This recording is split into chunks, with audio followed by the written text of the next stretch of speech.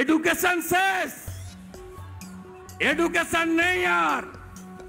21,000 মদের দোকান খুলেছে আমাদের আকাশ রানী, হেলিকপ্টার ছাড়া চড়েন না। আমি তো 38,000 কিলোমিটার গাড়িতে ঘুরে ফেললাম গোটা পশ্চিমবঙ্গ। উনি আকাশে থাকেন, আকাশ থেকে নামেন না। আকাশ রানী